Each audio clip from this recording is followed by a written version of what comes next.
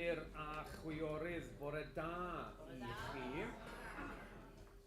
A chroeso calon i ddiwrnod ola y prifwyl ein cyfarfodydd blynyddol. A croeso i chi sydd yn ymuno â ni o'r newydd trwy gyfrwng y ffrydio byw.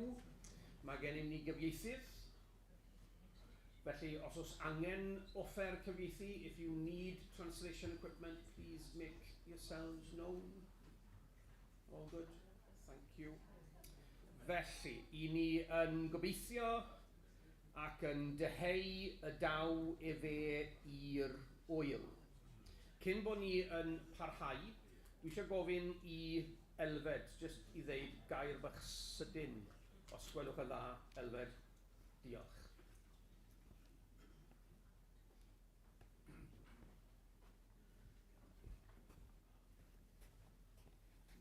Bore da, a diolch am y cyfle i ddweud gair. Be sydd gyda fi, os welwch chi rhywun y tyst, mae hefyn y ddeunawfed, mae yna hanner tudalen gyda Alun Tudur ar weddi. Cwrdd gweddi, yn fwy na gweddi. A wrth i ddarllen, ewn ni'n meddwl, wel dyma rhywbeth sydd wedi bron marw gyda ni fel eglwysi yma yng Nghymru. Ac Linda fi, bob blwyddyn fel mae rhaid chi'n gwybod yn trefnu Pererindodau. A lenni o'n i'n Pererindod, a o'n i'n siarad am dilyn cwrs Ifan Roberts 1954 a Elfed Lewis, a pregethwr yr Ymynydd a'r Bardd. A'r ddau ohonyn nhw wedi cael eu sbardino gyda gweddi a chwrdd gweddi. A dyn ni'n dweud, ni'n gofidio, gaethon ni bapur nawr gyda'r gwrboneddau nawr yn dangos sut mae'r eglwysi wedi lleihau, y gweinidogion wedi lleihau, a'r aelodau wedi lleihau. Mae eisiau ni droi nôl at gwrdd gweddi yn yn eglwysi. A chymod heddi gyda systemau fel ni wedi clywed llawer gwaith yma yn y sesiwn lenni, mae'na ffordd i ni gael cwrdd gweddi ar Zoom, ond mae'n well bod ni'n dod at ein gilydd, achos bod ni'n gyda'n gilydd yn gweddio. A mae Alun yn dweud fan hyn, onid rhan o adferiad yn eglwysi fyddai cydweddio a chychwyn cyfriau gweddi cyson. Corff Crist yw eglwys, ac mae iddi anghenion pur wahanol i glybiau diwylliannol a gweithgareddau cymdeithasol. Mwyn i unrhyw eglwys fyw yn ysbrydol iach, rhaid i ddiweddio ar y cyd, oherwydd mewn gweddi yn arbennig rydyn nhw'n profi presenoldeb yr arglwydd trwy'r ysbryd, yn ceisio i wyllus a'i feddwl, yn ildio ein colonneiddo gan sylweddoli bod yn llwyr ddibynnol arno, gorff ac enaid. Diolch am wrando.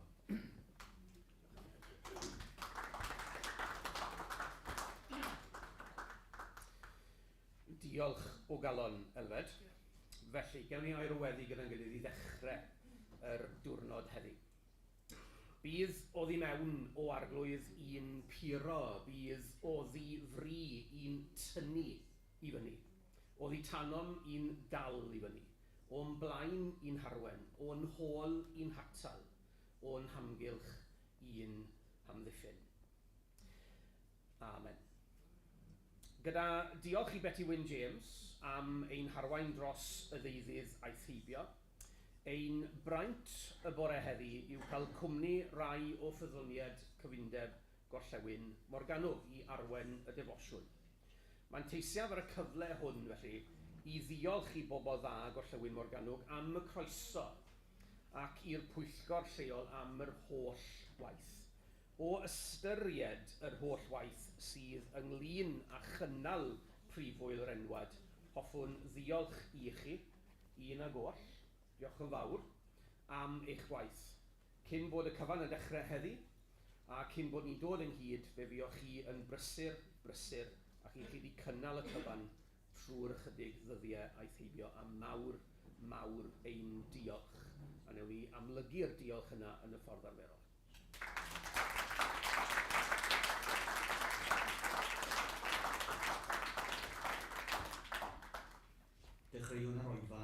yn tradar.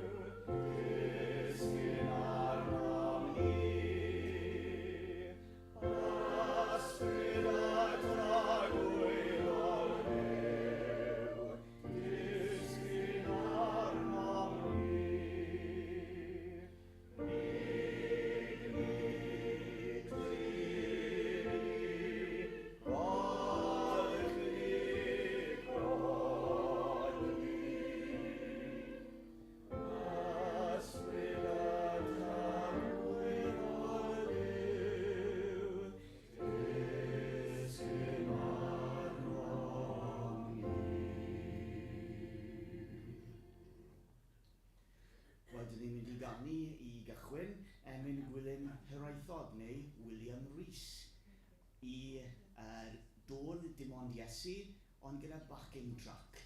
Gan ddiolch i Rodri Lassi, T. John Penry a Sean Miner sy'n mynd i tywys ni yn ein hyddoriad.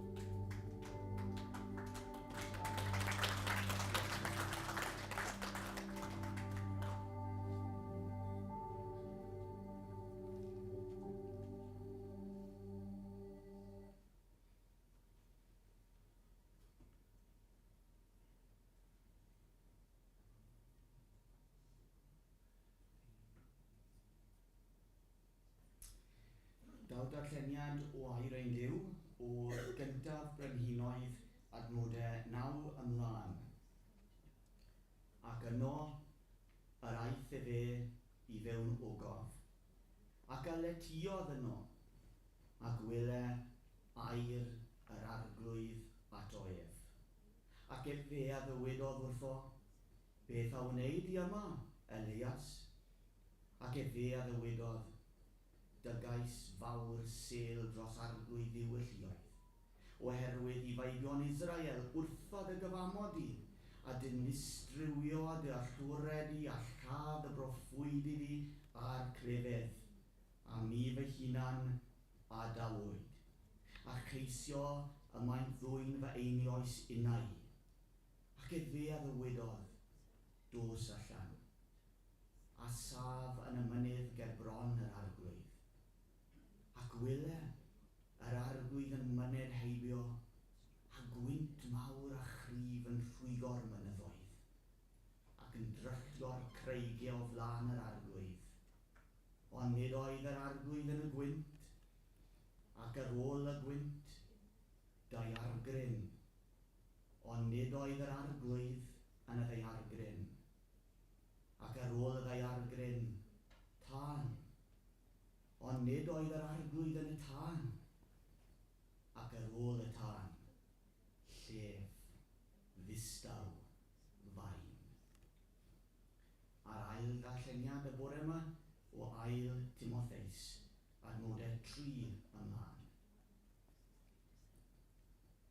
Yr wyf yn diolch i Dduw, yr wyf yn ei wasnaethu, a chydwybod pur fel y gwnaeth fy hynafiaid. Pan fyddaf yn cofio amdanat yn fy ngweddiau, fel y gwnaf yn dibaid nos a dydd, wrth gofio am dy ddagrau, rwy'n hiraethu am dy weld a chael fy llenwi a llywynydd. Daw i'n cofathu dy ffiant i genet, ffydd a drigodd gynt yn loes dy nain, ac yn Eunice dy fam, a gwn yn sicr ei bod yn otithau hefyd. O ganlyniad, yr wyf yn dy atgoffau gadw ynghyn y ddawn ar odd o Duw i ti, y ddawn sydd ynot trwy arddodiad fy nwylo i. Oherwydd nid ysbryd sy'n peri rhwfrdra ar odd o Duw i ni, ond ysbryd sy'n peri nerth a chariad a hunan ddisgybliaeth. Diolch yn ei Dduw am ei air i ni. Amen. Wel, gad i ni droed ar arglwydd mewn gweddi, gad i ni blygu pen ger ei fron. O Dduw ein tad, a thad ein harglwydd Iesu Grist, ein gwaredwr a'n brawd. Tro'n atat y nawr, gan ddweud gyda'r Iesu, my fi yw'r ffordd a'r gwirionedd a'r bywyd. Nid yw neb yn dod at y tad, ond trwy fi. Yn wir arglwydd, diolchwn i ti am y fraint o ddod o ddyfod atat, gan ddweud gyda'r salmydd, mor hawddgar yw dy bebyll di o arglwydd y lluoedd. Fy enaid ag hiraetha, ie ag a flysia am gynteddoedd yr arglwydd cynteddoedd y Duw byw. Arglwydd plygwn ger dy bron yn enw ein harglwydd at gyfodedig, gan ddiolch i ti am gyfle o'r newydd unwaith eto a bore yma, i'th glodfori fel teulu ynghyd. Yn union fel y dywedodd Iago, nesewch at Dduw, ac fe nesaf atoch chwi. Felly nesawn yn awr o arglwydd, a dorsed dy ras yn enw ein gwaredwr a'n iachawdwr hael Crist. A chodwn arglwydd can o fawl i ti o ddymderoedd mawr ein cylonau, gan ddweud i dad y trigareddau i gyd, rhwng holl drigolion byd, llir nef mol ienwch, bawb ar gan y tad, y mab a'r ysbryd glân. Diolchwn Arglwydd y fod yma gyda ni drwy nerth ysbryd glân, yn agos atom fel ar ddwyrnod mawr y Pentecost yn Jerusalem, ac am dy fod gyda ni, down atat i ymhyfrydu ynot ac i dderbyn o ddweinidogaeth gariadlon, i ofyn am dy arweiniad fel undeb, fel cyfundebau, fel eglwysi unigol, fel unigolion a Christnogion, a gyda Thomas Levi, y gweddiwn o lein i mwyn, trwy ddigysgodau'r nef o arwain ni. Mae'r nos yn ddi, a minnau'n bell o dre, o arwain fi. Arglwydd, down am holl anghenion ger dy fron. Cant hebddo ti, beth yw dyn? Ond gyda thi, a thrwy ffydd ynot fel ein bugail da, fe gawn o hyd i arweiniad, fe gawn o hyd i iachad, a bywyd tragwyddol a bywyd newydd yn awr ac yn y nefoedd rhyw ddydd. Felly yn biliwn arnat Arglwydd, am dy adnewyddiad ac adfywiad ysbrydol. Oherwydd Arglwydd mae dwyrnodau crefydd heb ei rym wedi dod i ben, ac felly down atat i ymbil arnat Arglwydd i ti ein hadnewyddu ni a'n bywio cau drwy ysbryd glân a ffydd go iawn, ffydd y galon yn hoti. Gorfolydd a cariad ysbryd glân, mewn dinasoedd pentrefi ac ardaloedd ein cenedl, fel bod pobl yn dod i ddadnabod di, yn cael ei iachau o glwyfau oes, ac yn dod i fywyd a gobeith newydd yn Iesu Grist. Arglwydd ar ddechrau'r oefa hon oedwn. Oedwn i gyffesu'n beiau ger dy fron yn istawrwydd perffaith y fangre hon.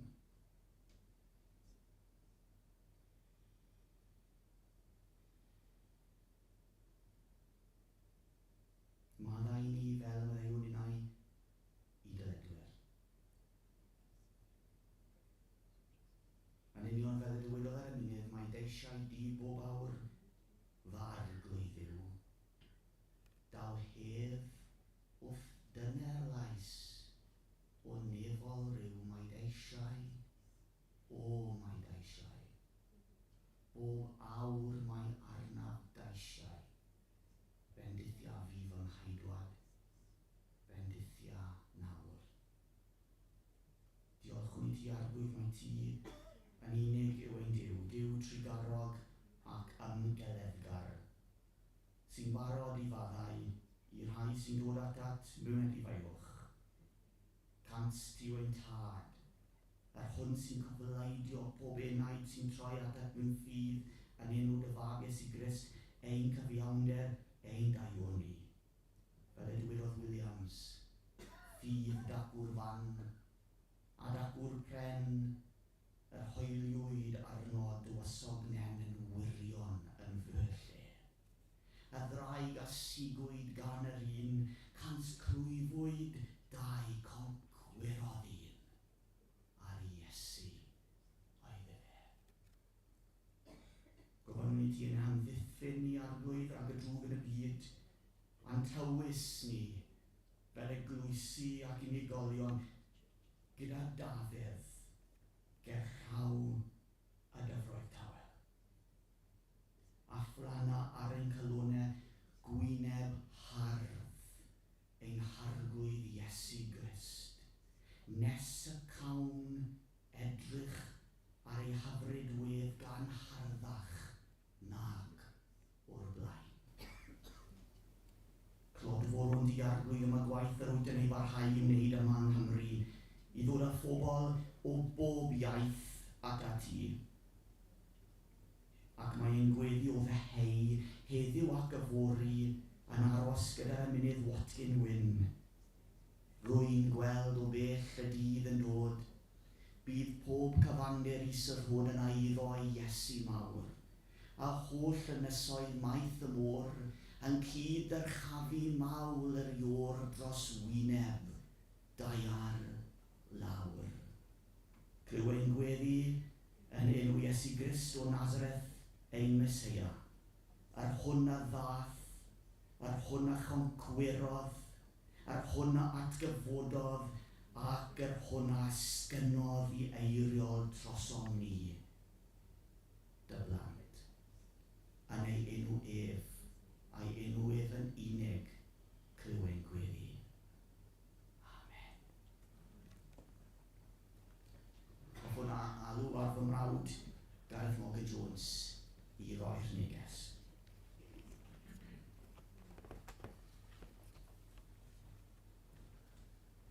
Wi falch bod chi wedi mwynhau gyda ni yma yn Gorllewin Morgannwg, a mae wedi bod yn bleser eich cael chi yn ein plith ni. Ac mae'r lle yma'n refreshing yn diwe. Nes i'n rhoi dŵr i'r blodau bore yma na falch o'n yng ngweld i. Ef sôn am y dŵr gyda nhw. A mae wedi bod yn refreshing i fod yn yr undeb yma'n sicr. Ac i ni wedi cael yn gyndithio'n helaeth yn ystod y cyfarfodydd.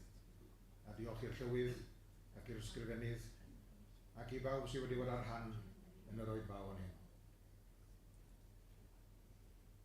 Mae Gwylfa wedi bod mewn mwy o undebau na fi, ond fi wedi bod mewn dros hanner cant o'n nhw.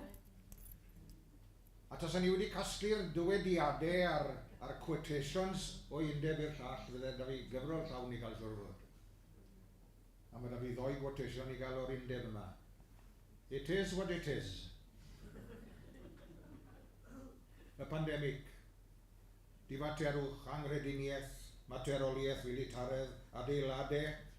Wedyn chi, mae cwmnïo sgaffaldau wedi cael ffortiwn yn ystod y flwyddyn diwethaf yma. A mae rhywbeth wy'n credu'n gydwybodol ohono fe yw demograffi. A fel mae demograffi wedi effeithio, ac yn sicr wedi effeithio ar yr eglwysi. Gael eich atgoffa chi o englyn Ieian Wyn. Gofid o golli gafel ar ddeiar o ddewis y mabel, ond am gwlad yn ein gadael does hyd na gofid i'w gael. It is what it is. Ware teg i'r ferch. Gadewch i ni feddwl am brofiad Elias, Jezebel, Ahab, am i'w wade. A mae'n dianc i Bersiba, a cherdded yn yr anialwch, a chwilio am. Nawr mae hwn air dieth i'r rhan fwyaf o'na chi, o mae'n air y sir wy'n hynny ohoni fi. Cyhydd.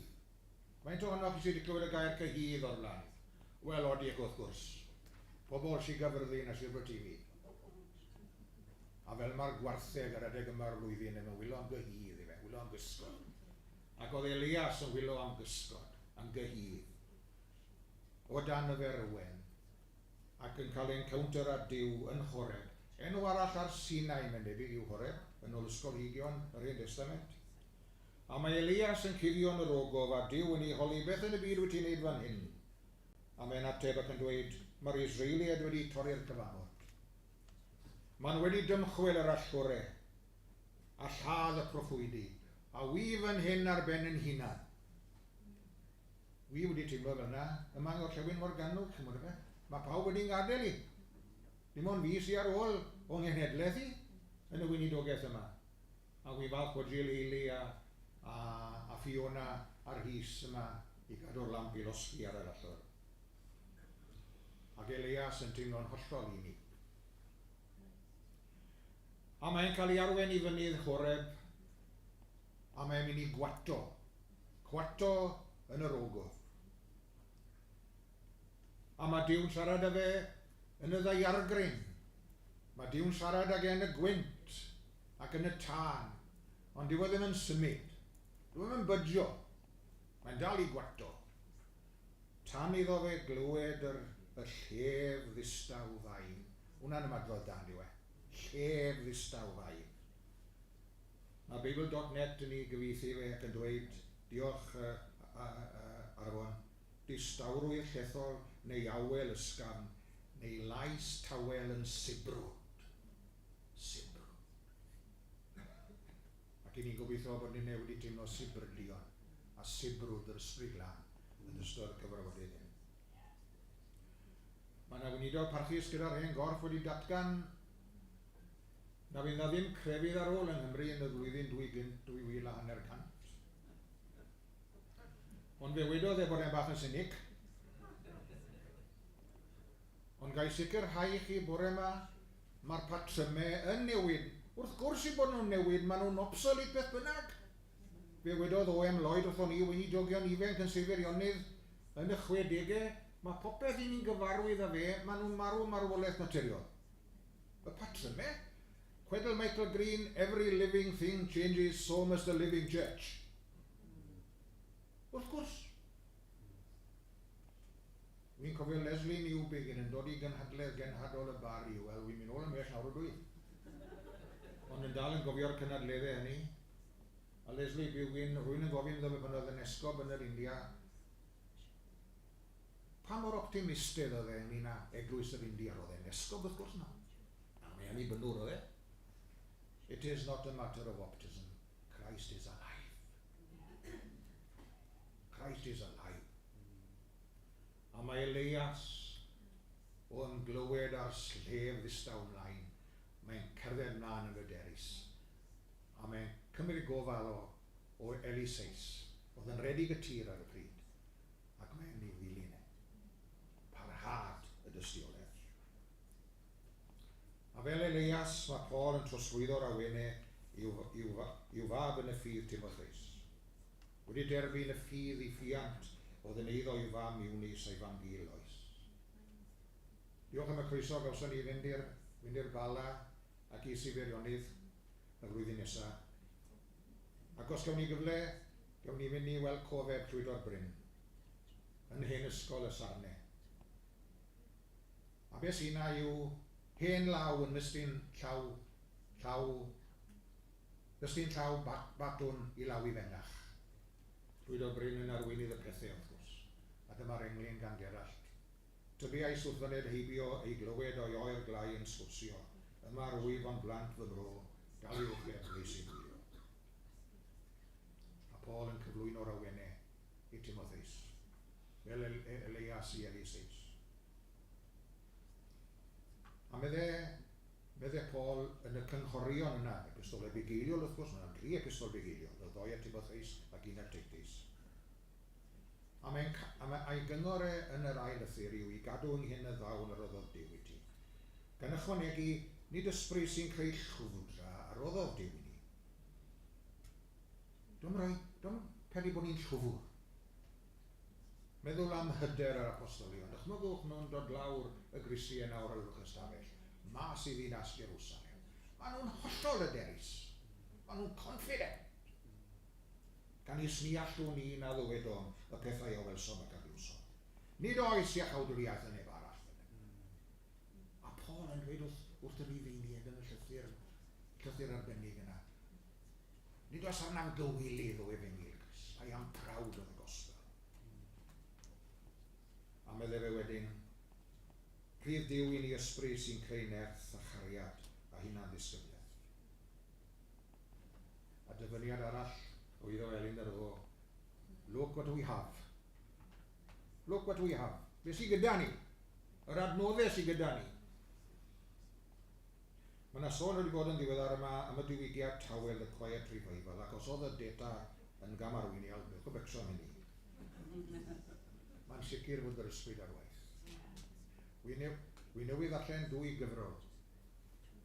2 gyfrol, un gan Tristan Hughes, diolch i Gwilym yn dynnu sylw ato fe, a chyfrol Aled Jones Williams. 2 gyfrol gyda chi gyd i ddarllen. Ac yma Tristan Hughes ar ei bererindod i enlli. Cael damwen ar y ffordd wrth gwrs. Ond mae'n ffeindio am eich i le tawel. Maen nhw'n gweud y dyddiau yma bod yr awyr yn denu yn nhw. A mae yna fath beth i gael a thin plesus. Ac i ni'n gobeithio bod bod y towers wedi bod yn thin places in unne, lle ni'n ymwybodol o bresenoldeb Duw, a mae yna leoedd felly i gael yn ysef. Yn ein capeli ni mae yna ymdeimlad o bresenoldeb Duw yn sicr. A Galed Jones Williams, reit rown, so mae'n cael comisiwn am lyfrau mae Aled yn ei gwerthu. Gai comisiwn da ti, da iawn. Reit rown, di fe, Aled Jones Williams. Yn mynd nôl i'w fam eglwys, oedd e'n mynd i bod yn ars blynyddoedd ac yn cael y profiad ysbrydol dyfna. A mae'r teitl y gyfrol yn awgrymog iawn, mae'n gyfrol ddiwynyddol gwerth i ddarllen. Sy'n profi fod yr ysbryd ar waith. Ac yma yn yr undeb, ni wedi cael yn ysbrydoli. Gython ni'n ysbrydoli yn sicr gyda Elin Arddo. Gython ni'n ysbrydoli gyda'r rhaglen waith sydd gyda ni. A meddyliwch bod yna gant wedi bod yn yr hubs. Yn yw hwnna'n stori dda. Yn yw hwnna'n stori dda. Wrth gwrs i bod i ac yn stori gwerthu dweud. A bod yr ysbryd heb os ar waith. Mi oedd y coffau wirioneddol fendithion i ddod. Fe ddiolch i chi am y coffau. Brodyr a chwiorydd da i ni yn y weinidogeth. Ac yn ei blith nhw Dewi Myrddin. Yn undeb Dolgellau 1972, I was there. Y cyfarfod cyhoeddus. A thema, beth oedd y thema? Wel, oedd Rhys a fi ar wahân i'n gilydd wedi meddwl am thema. A'r un thema honno i adnewyddiad. A dyna oedd thema'r cyfarfod yma nôl gellau. A Dewi Myrddin yn un o'r bobl fi'n annerch. Arwyn Phillips Aberteifi a Dafydd Iwan yn annerch. Ac mae'r anerchiad o gyda Dewi yn werth i ddarllen i chi. Pam adnewyddiad oedd y testyn? Pam adnewyddiad, medda Dewi, mwyn yr eglwys? Pam adnewyddiad mwyn y byd? Pam adnewyddiad mwyn y deyrnas? A mae'n diweddu, a gyda Dewi wrth gwrs o pob brawddeg yn talu am ei lle, bob amser. A mae'n diweddu gyda dyfyniad o angladd Robert Kennedy, rhywbeth oedd Kennedy hunan wedi dweud. Mae rai pobl yn meddwl am bethau fel y maen ac yn gofyn pam. Rydw i'n breuddwydio am y pethau fel dylen nhw fod ac yn gofyn pam lai. A mae eisiau ni fynd o'r undeb yma yn bobl, nid pobl pam. Ac i ni'n gofyn y cwestiwn pam o hi. It is as it is, fi'n gwybod. Ond, mae eisiau ni fod yn bobl pam lai. Pam lai, nallwn ni gyflawni yr hyn bad yw'n i alw. Pan oedd yr all Gwen yn dathlu 2 gawlyniant yn hanner rai blynyddoedd yn ôl, wnaethon ni ofyn i Dafydd Wyn Jones Aberteifi, un o feibion Gwener Jones wrth gwrs, a Gwener wedi bod yn wydog yn dan y Greg ac yn wir oedd Dafydd wedi cael ei eni yn yr allwen. A fe ofynodd iddo fe am emyn. A dyma'r emyn, pennill ola beth bynnag. Boed i ni y gweddill ffyddlon, feithrin ffydd y tadegynt. Fel y cerddom i'r dyfodol gyda hyder yn ein hent. A mae eisiau ni fynd o'r undeb yma gyda hyder. A boed i'n yna i heddiw geisio'r un arweiniad o ddifri, fel y medrwn ni le deini, newydd da defenni y byd. I'r glori fenw. Amen. Fe ddiweddwn ni gyda Vernon Lewis, un o feibion y cyfundeb yma.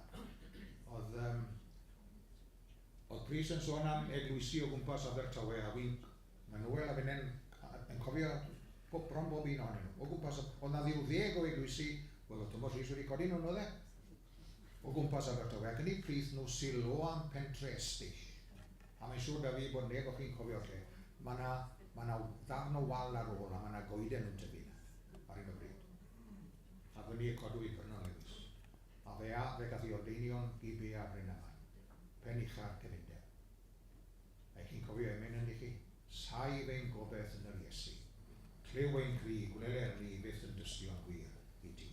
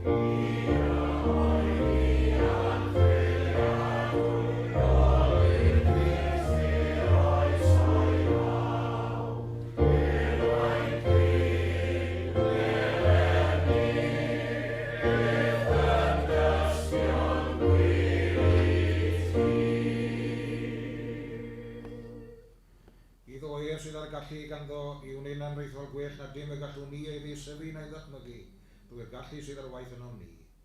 Iddo ef y bod gogoniant yn yr eglwys ac yng Nghrist Iesu, o genhedlaeth i genhedlaeth. Byth bythoedd. Amen.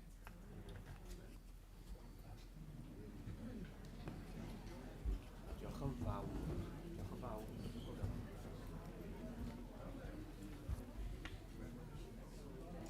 Diolch o galon, cyfeillion, diolch yn fawr.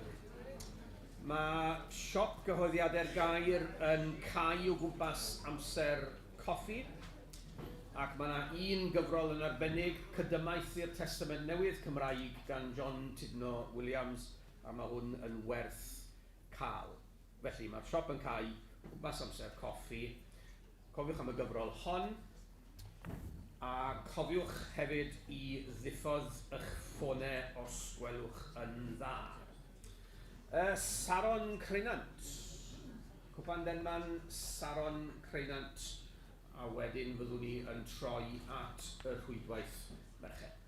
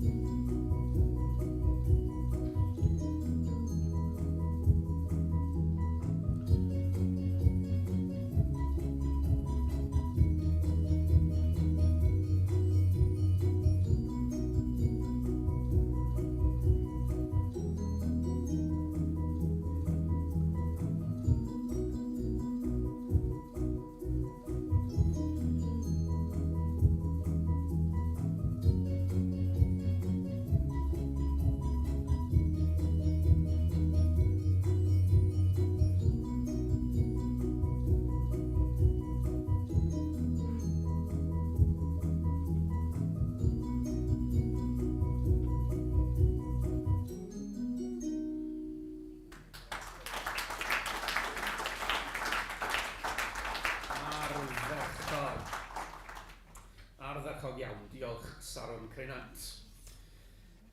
Gras a chariad megis dilyw yn ymdywallt yma ynghyd a chyfiawnder pur a heddwch yn cusanu eog fyd. Geiriau William Rhys, neu Gwilym Hiraethog, wrth gwrs. O'ch chi'n gwybod bod gan Gwilym Hiraethog gi? O'ch chi? Na. O'ch chi'n gwybod nawr? Chi'n gwybod nawr, a wedyn fe na I dderbyn eich diolch chi dros baned maes o law. I chi eisiau gwybod beth oedd enw'r ci? Tango oedd enw'r ci. Tango oedd enw ci Gwilym Hiraethog. Mae rai ohonoch chi nawr fi nabod chi ddigon da yn mynd I ame fi a cyhyddo fi, falle, wyneb yn wyneb o rhywbeth mor hyll a gwneud hyn I fyny. Dwi ddim. Dwi'n gobeithio newch chi dderbyn y ffaith mae enw ci Gwilym Hiraethog oedd Tango, oherwydd mewn ysgrif amdano gan Lewis Valentine, y does o hyd i'r wybodaeth. Ydych chi ddadlau gyda fi, ond dadleuwch a Lewis Valentine at your peril. Tango, it takes two to tango, cyfeillion. Hanfod ein ffydd, hanfod ein gobaith, hanfod ein cariad, hanfod ein gwasanaeth, gweinidogaeth a chenhadaeth I wybod, derbyn a cyhoeddi yn bod ni, bob ddoi, bob heddi, I bob yfori yn dawnsio'r tango gyda Duw. Pawb ohonom, gwryw a benyw, benyw a gwryw. Lle dwi'n mynd â chi? Pan sonir am rhwydwaith merched ar ymgyrch newydd Glandeg, nid rhywbeth I hanner ohonom mo hyn, ond rhywbeth I bawb ohonom. Rhwydwaith merched, it takes two. Glandeg, it takes two. A fi'n dod I ddiwedd yr gynhadledd, felly fi'n mynd I ddeud yn blaen os wela I unrhyw ddyn yn mynd mas. Cyn bod ni'n dechrau ar y cyfarfod yma, fyddai'n anfon Elinor ar y holl. Felly, it takes two. Gewn ni ddawnsio y tango gyda'n gilydd. Rhwydwaith merched. Diolch yn fawr.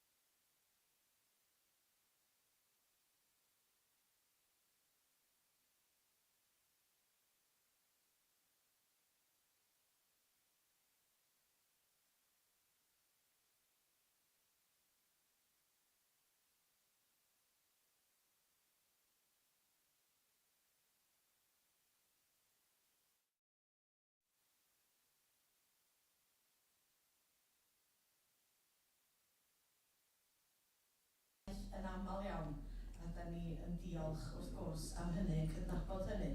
Ac felly, da ni yn ystyried rhwydwaith merched yn cyfnod ni rwan, a da ni'n falch iawn bod ni'n cael cyfle i rannu efo chi bore yma a cael sesiwn. Da ni wedi cael darlithoedd hynod ddiddorol, a da ni wedi dysgu llawer. Da ni wedi cael visual aids gan Dylan neithiwr. Da ni wedi cael, nid i'n adem o Saesneg, ond audience participation fydd am munud. Mi'n rhaid gofn i chi gyd mynd i gysgu achos bod ni ar diwrnod ola y gynhadledd, ond dwi'n cymryd bod chi gyd yn effro ac yn barod am y sesiwn. Felly, y pwyslais cyntaf wrth gwrs, rhwydwaith i bawb. Rhwydwaith i bawb yn cael ei arwain gan ferched. A mi welwch chi, mae yna is-deitl i'r rhwydwaith. Mae yna 3 gair pwysig yn fanno. Chi'n gweld nhw: cariad, cyfiawnder a cydraddoldeb. A hynny i ni gadw mewn meddwl bob amser. Felly, da ni wedi cael cyfarfod, a na i egluro'r trefn. Felly, dwi wedi gwneud y croeso ar egluro, a wedyn da ni wedi cael jyst chydig bach o gefndir y rhwydwaith rhag ofn bod rhaid na chi ddim yn ymwybodol. A wedyn dwi am rannu chydig o ffeithiau, bod chi'n mwyn chwilio wedyn, da ni wedi edrych ar tlodi yn y cymunedau ni, tlodi yn y gymdeithas, sut mae hynna'n effeithio ar bobl. A wedyn mi fydd hynny'n arwain ymlaen fel cefndir i pam da ni wedi dewis yr ymgyrch ddiweddaraf yma.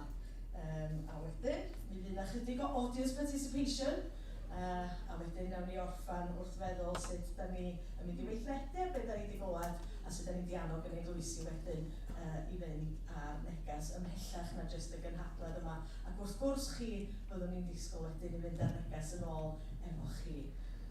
Iawn, da ni'n barod felly o ran pob dim wedi Os da ni'n Reit, felly na i roi drosodd i Jill am chydig o gefndir y gweithwaith.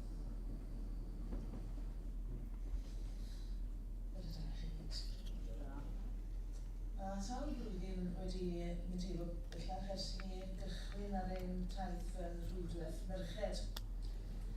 Bwriad sef y brif rhwydwaith oedd creu cyfrwng i gyfrannu at gyfarfodydd chwiorydd, mae hynna yn wir, bwydo i fewn iddyn nhw gyda syniadau, ond hefyd i'r eglwysi yna sydd ddim a cyfarfodydd chwiorydd, i'r gymdeithas sydd gyda.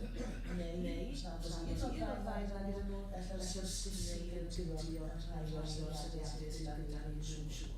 Felly, tra'n bwyd o hyd yn newid o'r edrych sylwiad ar rhywbeth merched, i annog eglwysi, i ymateb yn ymarferol i faterion cymdeithasol a christnogol sydd yn ymwneud â chyfiawnder, cariad a chydraddoldeb. Drwy'r rhwydwaith, rydym wedi ceisio tynnu sylw at ymgyrchoedd a materion cyfoes, rhai ohonynt yn haws i'w trafod nag eraill. Felly oedd y merched yn dod â her i'r eglwysi, a hefyd yn gyfle, gobeithio, i ni bontio gyda pobl yn ein cymunedau ni. A ni wedi sôn yn y penderfyniadau dwe ynglyn â wneud yn eglwysi ni yn gynhwysol le i bawb. Ac felly drwy bontio gyda'r gwahanol weithgareddau yma, dwi'n credu bod modd i ni i wneud mwy na beth ni'n wneud ar hyn o bryd efallai. Un o'r themau a ddeithom a hych sylwoedd trais domestig. Roedd hwnnw'n bwnc heriol ac anodd i ymdrin ag ef. Ond mae'n braf gallu adrodd bod sawl eglwys wedi meithrin perthynas a grwpiau sy'n cynnig cymorth i ddioddefwyr trais domestig. Mae nifer o'r sefydliadau hyn hefyd yn darparu cymorth, cofiwch i ddynion, yn ogystal â chefnogi plant a phobl ifanc. Felly nid mater sy'n ymwneud â menywod yn unig i hwn, ond un sy'n effeithio ar gymdeithas gyfan. Ni hefyd yn ceisio tynnu sylw at ddiwrnod yr Rhuban Gwyn, pan fydd dynion yn gwneud y ddewyd i beidio chamdrin menywod. Ni jyst y bod ni'n newid yr enw rhywbeth dynion yn y munud.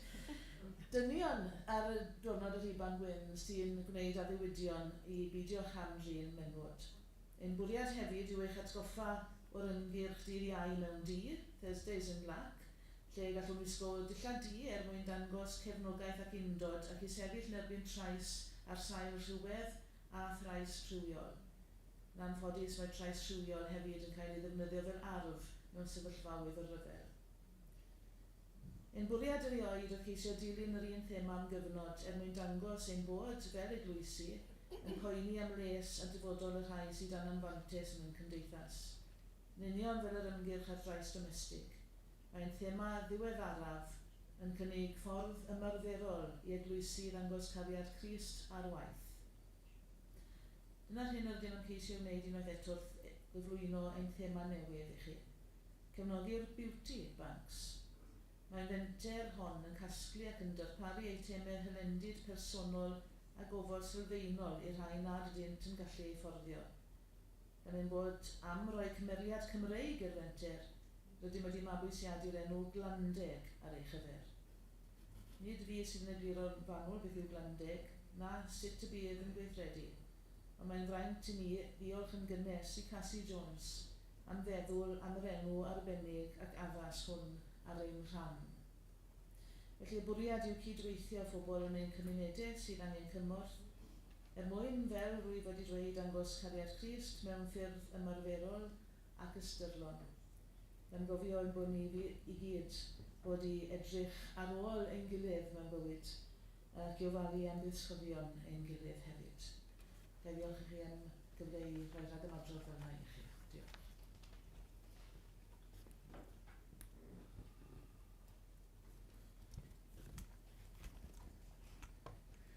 Diolch yn fawr, Jill. Felly, Glandeg, da ni'n lawnsio heddiw'r ymgyrch yma a'r rhywbeth merched yn cefnogi gwahanol fudiadau elusena a ella fydd y rei yn lleol i chi hefyd wedyn ella fydd na enwau eraill yn dod i fyny fan hyn maes y law, dyna di'r gobaith. Felly dyna di'r nod, ond dwi'n gwybod amdana chi, dwi wastad yn licio gwybod pam dwi'n neud rhywbeth. Dwi'n chwilfrydig fel yna, dwi'n just gwneud rhywbeth os di rwy'n yn deitha fi i wneud rhywbeth. Dwi'n gwybod pam, dwi'n gwybod fi reit annoying fel plentyn. Ond ia, pam dwi'n ei wneud hyn. Felly, yn syml, pam mae mudiadau fel yr ymgyrch yma, Beauty Banks, Bankia Bwyd yn bodoli, ydy oherwydd tlodi. Felly, am yr ychydig gwynebedd nesaf yma, da ni'n mynd i feddwl ac ella jyst ystyried be mae hynny'n olygu i'n cymunedau ni, lle da ni yn gweinidogaethu, lle mae'n eglwysi ni wedi lleoli, be mae tlodi ni, be mae'n edrych fel, dda ni'n dweud yn Gaernarfon. Da ni'n clywed llawer amdano fo, mae o'n aml yn y cyfryngau, yn aml efo gogwydd negyddol. Mae pobl sy'n byw mewn tlodi yn aml yn cael ei parddio yn aml fel tasa fo'n ddewis personol.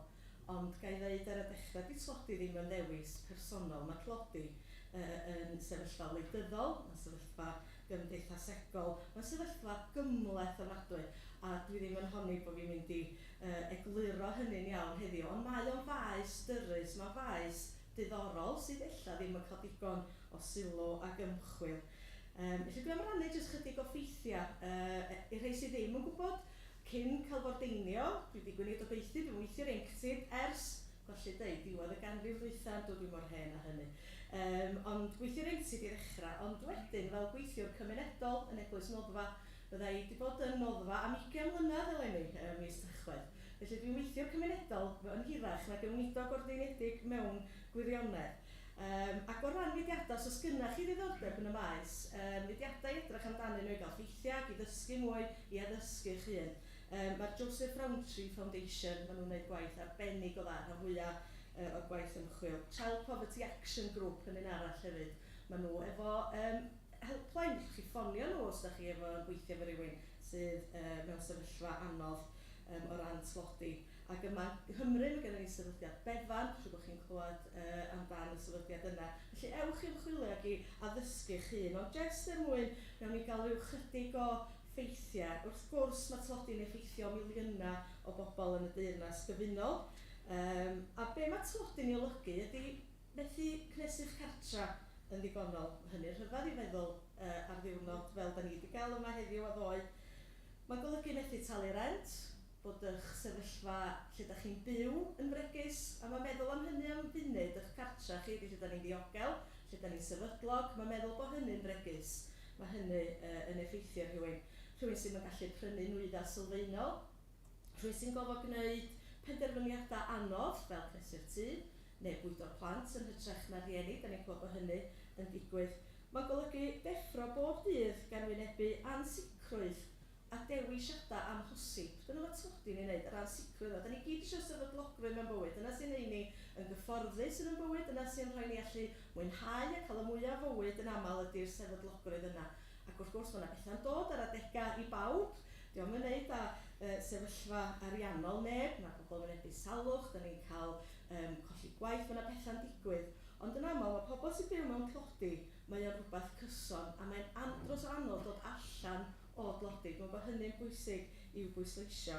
A'r pwysau cyson yna o fyw mewn tlodi yn rhoi gymaint o effaith negyddol ar les meddyliol a lles corfforol pobl. A wedyn mae hynny'n effeithio ar allu pobl i chwarae'r rhan mewn cymdeithas a mae pobl yn cael ei ynysu ac oedden ni'n cael neges. Dylan neithio o ran be mae hynny, pe mae pobl yn cael ei ynysu bod chi ddim yn rhan o gymdeithas. Ac i lawar, y bwlch yna rhwng yr incwm i gael y pethau sylfaenol ac y methu fforddio. Be di'r bwlch yna? Dyna sydd yn deud os ydy rhywun mewn tlodi. A mae tlodi'n gweithygu pan mae cost pethau sylfaenol bywyd yn cynyddu mewn naturiol, mae mathemateg dydy. So i pethau'n cynyddu mewn chi lai o arian wedyn, a da ni'n ymwybodol o'r argyfwng costa byw, da ni wedi bod arno fo. Mae rhai pobl yn wynebu tlodi hir dymor, fel o'n i'n dweud, mae'n andros o anodd dod yn ôl. I unwaith mae rhywun yn mynd i sefyllfa lle da chi o hyd yn trio dal i fyny mewn ffordd, mae'n andros. A dychwygwch y pwysau cyson yna bob mis. Da ni gyd, wel, llawer ohono ni swn i'n feddwl yn sbio ar diwedd y mis, dwi'n di wneud, dwi'n di allu weithio, mae'n golygu, dwi'n di allu mynd allan o bryd o fwy, na felly beidio. Ond pan mae hynny bob tro, dwi'n mynd i allu fforddio bita, yna mae hynny'n dangos yr her. Felly diffiniad Joseph Roach Foundation mewn brawddeg, pan fydd adnoddau person yn bennaf adnoddau materol ddim yn ddigon i gyrraedd ei anghenion sylfaenol. Dyna di tlodi mewn gwirionedd. A mae anghenion sylfaenol yn cynnwys ymwneud cymdeithasol, achos y peth gweitha mae rhywun yn gallu gwneud ydy eto cael chynysu, methu bod yn rhan, felly mynd ella i fudiadau, felly cymryd rhan mewn pethau, methu fforddio pethau yna. Da chi'n gallu gweld wedyn sy'n mae rhywun yn mynd i dwll ac yn mynd i sefyllfa dywyll iawn. A dos am un mesurydd, sy'n rwy'n dweud, wel, deithio mi'n erydd, sut mae mesur tlodi, deitha fi. Dos am un mesurydd, fydd yr fudiadau ma'n deitha chi, achos mae o'n sefyllfa mor gymleth. A dyna sy'n neud o yn anodd hefyd. Mae yna wahanol fesuryddion i ddangos beth ydy tlodi. Ond un ffordd sy'n cael ei ddefnyddio ydy, os ydy teulu efo 60% yn llai na'r incwm sylfaenol, yr average income i'r wlad, so i'r deunas gyfunol. Dwi'n mwyn os da chi'n gwybod beth ydy y cyflog cyfartaledd cyfartalog ar hyn o bryd. Mae o'n 36,700, so average income ydy hwnna. Fydd na lawer yn ennill mwy, fydd na llawer mwy yn ennill llai na hynny. Felly, os di'n teulu efo 60% yn is na hynny'n dod i fewn, yna dyn nhw'n methu byw yn llawn falle, fysa ni ddeud. A mae yna nifer efo 0,5% yn llai neu 40% yn llai. Os da chi eisiau chydig o ffigurau am Gymru, mae yna 700,000 o bobl yn byw mewn tlodi yng Nghymru yn hynna'n 20% o boblogaeth. Da ni'n ymwybodol o'r her yna. Dwi'n meddwl mae'r gwleidyddion ni hefyd yn ymwybodol o'r her yna. A prif achosion tlodi yng Nghymru, yn ôl y Joseph Roach Foundation, ydy yr un gyntaf, toriadau yn y system buddaliadau. Yn aml, sa chi darllen y cyfryngau, sa chi'n meddwl bod gennym ni'r buddaliadau mwyaf hael yn bod, a bod pobl yn aml, beth pobl ddim yn gweithio. Mae'r rhan fwyaf o bobl ar buddaliadau yn gweithio. Mae canran fawr o'r system buddaliadau yn mynd ar bensiynau, pobl sydd wedi gweithio. Prinder gwaith sy'n talu dda hefyd, swyddi safonol, mae hynny, yna brinder o hynny mewn nifer o rannau yng Nghymru.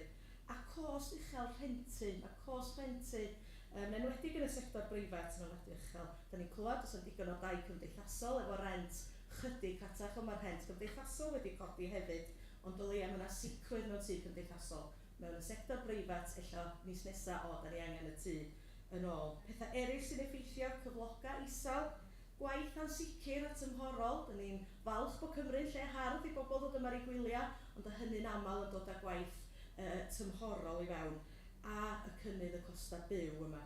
Os da chi eisiau gwybod mwy, mae gennym ni'n Nghymru, dwi'n mynd i ddweud o'n Gymraeg, y Welsh Index of Mass Deprivation. Diolch yn rhyw negas, mae swnio reit depressing mewn gwirionedd, a mae o ddigon digalon mynd i weld hwnnw. Ond mae'n deitha chi bob un ardal lle maen nhw o ran amddifadedd ydi o. Mae'n edrych ar costau rent, addysg, iechyd, trafnidiaeth, mae'n edrych ar bob dim sy'n effeithio a sut mae rhywun yn byw i bywydau. A dwi'n credu'n gryf bod hyn yn fater i wneud â'n ffydd ni, oherwydd fel Cristnogion, da ni'n credu mewn bywyd yn ei gyflawnder. Mae Iesu wedi dweud, dwi wedi dod i chi gael bywyd yn ei gyflawnder, a da ni'n gwybod bod hynny'n golygu bywyd yn ei gyflawnder, efo Crist yn y byd nesaf, ond hefyd mae o'n golygu ar y ddeiar fel yn y nef, teyrnas Duw yn y byd ni, yn y cymdeithas ni heddiw lle mae pawb yn cael chwarae teg. Ac yn anffodus dydy hynny ddim yn wir. Ac oherwydd hynny felly, da ni angen ymgyrchoedd fel glandeg, fel banciau bwyd yn y cymunedau. Ond un peth sy'n reit diddorol, pan o'n i'n dechrau yn noddfa, a yn noddfa yma da ni'n cynnig cymorth efo budaliadau, fe pobl yn cael dod i fewn, a da ni'n trio helpu o'r afedrwn ni efo'r system budaliadau sy'n andros o gymleth, ac un o'r rhai lleia hael yn Ewrop ddylswn ni'n nodi, fel nid rheswm arall bod gennym ni gymaint o blodi yma. Pan o'n i'n dechrau ar y ngwaith, os oedd rhywun ddim efo digon o arian i gael bwyd, oeddech chi'n gallu cael bwyd drwy'r system budaliadau. Oeddech chi'n gallu cael arian ar gyfer help efo ynni drwy'r system budaliadau. Oedd hynna i gyd i ben, a dyna pam ddoth y banciau bwyd i fewn. Felly penderfyniad gwleidyddol oedd o, dyna pam.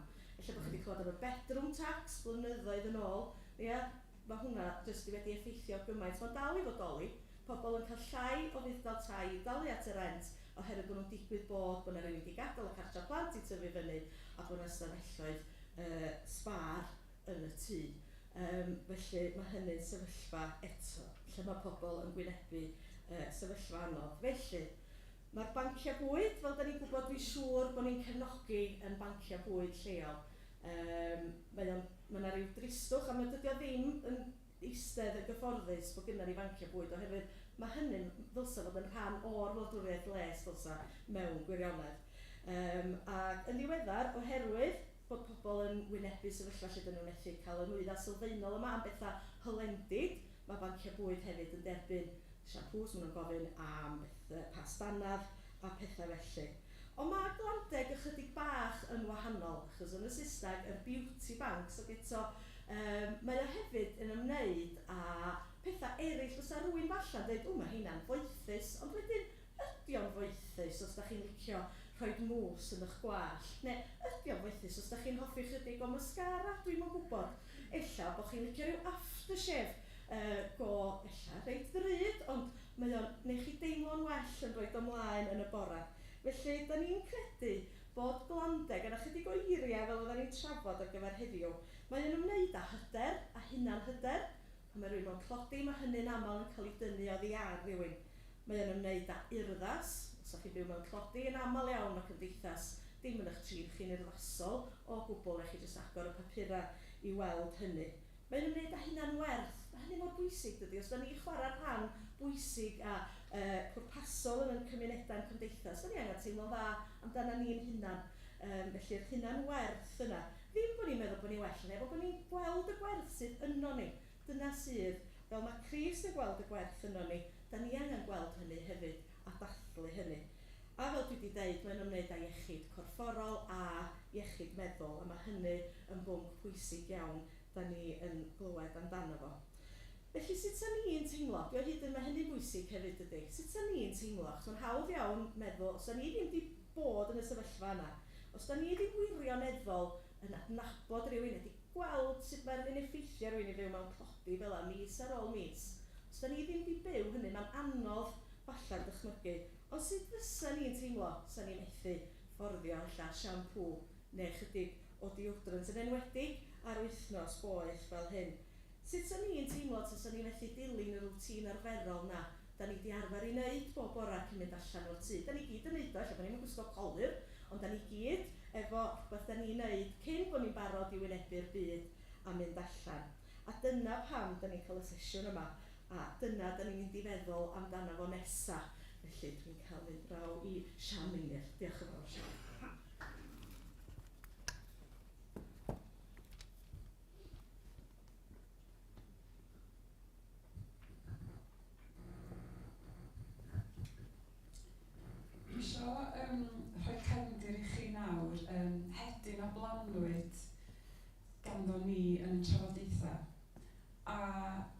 fy ymwybyddiaeth i o hedyn arall a blanwyd nôl yn...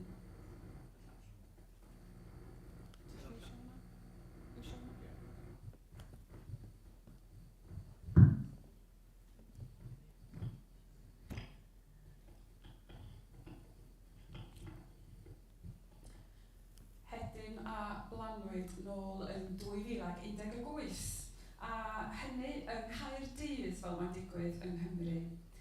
Sally Hughes yn ymweld â chanolfan hygyrd yng Nghaerdydd. Canolfan sydd yn rhoi cartre dros dro i bobl ddigartre, pobl mewn angen. Ac roedd hi yno yn gwneud cyfweliad gyda'r BBC. Mae Sally Hughes yn Gymraes o Bontypridd wedi cael ei haddysg yn ysgol Rhydfelen. Mae hi hefyd ers dros 20 mlynedd yn olygydd harddwch i bapur y Guardian. Fe welodd hi y diwrnod hwnnw wrth ymweld â ganolfan hygyrd focs neu grat mawr yng nghornel y cyntedd o nwyddau helendid ac yn methu deall beth oedd hynny. A dyma hi'n mynd at rai o'r gweithwyr yno ac yn ei holi nhw. Beth ydy'r bocs mawr o nwyddau helendid yma? A yn cael ei synnu gan yr ateb. Yr ateb bod pobl nid yn unig yn chwilio am fwyd, diod, dŵr, cysgod, ond hefyd yn chwilio am lendid. A bod hynny yn angen aruthrol o fawr. Roedd hi wedi ei synnu, erioed wedi clywed am y ffasiwn beth.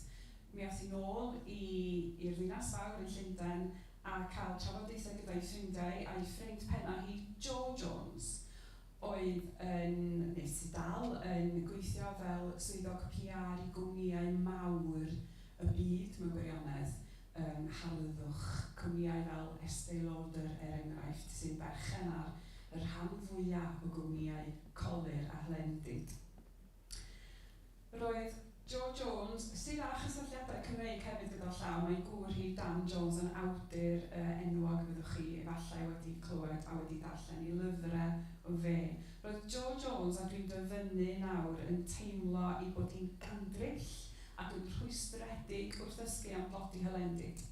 O bob oed yn dysgu am y tro cyntaf bod merched ddim yn gallu mynd i'r ysgol, merched yn ei harddegau, oherwydd bod nhw, dwi ddim yn ymddeheuro am esbonio, ond bod nhw'n gorfod defnyddio papur gyffredin i ddygymod a'i mislif ac yn methu mynd i'r ysgol. Bechgyn ddim yn mynd i'r ysgol oherwydd bod nhw'n methu teimlo i bod nhw'n lan a bod nhw'n poeni am ei arogl personol. Felly dyma Joe Jones a Sally Hughes yn penderfynu gwneud rhywbeth, gweithredu. Dyma nhw'n siarad wedyn gyda un o'i ffrindiau eraill, Stacey Solomon, a falle fydd rhai o'r chi gwybod amdani hi, mae'n gyflwynydd teledu yn gantores hefyd yn wreiddiol. Roedd y tîm yr eraill yn sôn am... Social Life Out, meddwl yr eraill. Mae Stacey Solomon wedi bod yn ei gyflwyno ar y teledu, dyna chi deitl Social Life Out. Stacey Solomon, chwarae teg iddi, yn rhoi ei chyflog cyfan am un cytundeb teledu i brynu fan. A dyfalwch lleaeth y fan a delivery cyntaf o nwyddau helendid yma i Abertawe yn 2018. Ac ar y ffordd, mi wnaethon nhw stopio yn Elusen Llamau yn Casnewydd, mi wnaethon nhw i Gaerffili, Pontypridd, lawr i Bort Talbot ac yna i Abertawe. Felly mae yna cysylltiadau Cymreig gyda Beauty Banks. Roedden nhw wedyn wedi dolennu gyda Superdrug a'r cwmni mawr hwnnw wedi cynnig derbyn nwyddau yn eu siopau nhw, a maen nhw dal yn gwneud hynny. Dwi'n gwybod nad oes ddim llawer iawn o Superdrugs ledled Cymru, ond os ydych chi'n byw yn ymyl un o'r rheini'r siopa hynny, mi fedrwch chi fynd â nwyddau yno i gael eu casglu fel bod Beauty Banks yn gallu i derbyn nhw unrhyw fath o nwyddau helendid neu harddwch. Cred syml Beauty Banks felly yw hyn. Na ddylai neb orfod dewis rhwng bwyta a bod yn lan. Na ddylai neb orfod dioddau oherwydd tlodi helendid. Na ddylai unrhyw blentyn orfod byw mewn tlodi. A bod yn lan yn hawl meidrol ac nid yn fater o foethusrwydd. Maen nhw hefyd yn canolbwyntio ac yn tanlinellu pwysigrwydd hunanwerth, hunanhyder, hunanles i bawb yn gynhwysol felly, fel mae Mererid wedi gyfeirio ato eisoes. Dyma i chi chydig rhyw 3 dyfyniad gan wahanol bobl sydd wedi elwa o dderbyn nwyddau. Un plentyn, a'r plentyn hwnnw yn 4 oed, yn dweud o hyn. Yr hylif cawod yma ydy'r unig beth hyfryd ydw i erioed wedi ei dderbyn. Merch yn ei harddegau. Dyma'r tro cyntaf i mi deimlo'n lân ac yn sbesial. Ac yn drydydd, bachgen ysgol tua 15 oed yn dweud, dwi'n gallu tynnu fy nghot am y tro cyntaf erioed, heb boeni fy mod i'n ogleuo. Pennaeth ysgol yr enw Nicola Fini wedyn yn ymwneud â beauty banks ac yn dweud o hyn, mae tlodi yn effeithio'r hunaniaeth plant mor ifanc a 5 oed. Maen nhw'n sylweddoli eu bod nhw'n wahanol. Mae plant eraill ddim eisiau ymwneud â nhw, na chi dristwch. A dwi'n cofio rhywbeth personol, na i ddim ei henwi hi, ond dwi'n cofio un o'n hyfoedion ni yn yr ysgol. Ro'n i'n y tîm hoci ac roedd hi yn hefyd yn y tîm hoci. Ond oedden ni'n cael llun ac oedd neb eisiau eistedd yn ei hymyl hi. Felly mae'r peth yn mynd ymlaen ers dipyn o flynyddoedd, ond mae o'n reality trist ar hyn o bryd. Da ni am wylio rwan, dio ddim yn hir o gwbl, ond mae o'n effeithiol dros ben. A maddeuwch os gwelwch yn dda bod na Saesneg, ond os o ddim lot yn yr ysbyseb, ond mae'n gwerth i gwylio, dwi'n meddwl. Ysbyseb ydi hon, mae beauty banks wedi ei gyhoeddi yn y flwyddyn dwytha. Diolch, Rodri. Happy birthday!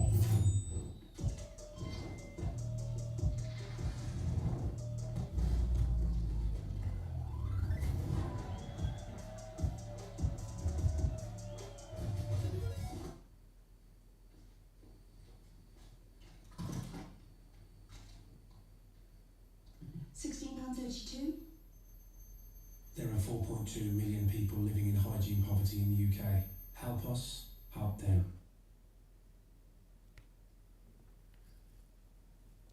Dwi eisiau rhannu stori arall gyda chi nawr, a'r stori nesaf ydy am y person welwch chi ar y sgrin, sef Charlie. Mae Charlie'n 20 oed. Fe welwch chi enw arall ar y sgrin o dan y llun, sef Joshua Coombs. Mae Joshua Coombs yn driniwr gwallt sydd yn teithio'r byd yn torri gwalltiau celebs, a hefyd mae o'n gwneud lot o waith elusennol arbennig o dda. Mae o wedi sylfaenu ar elusen Do Something for Nothing sydd yn gwneud gwaith arbennig, fel o'n i'n dweud.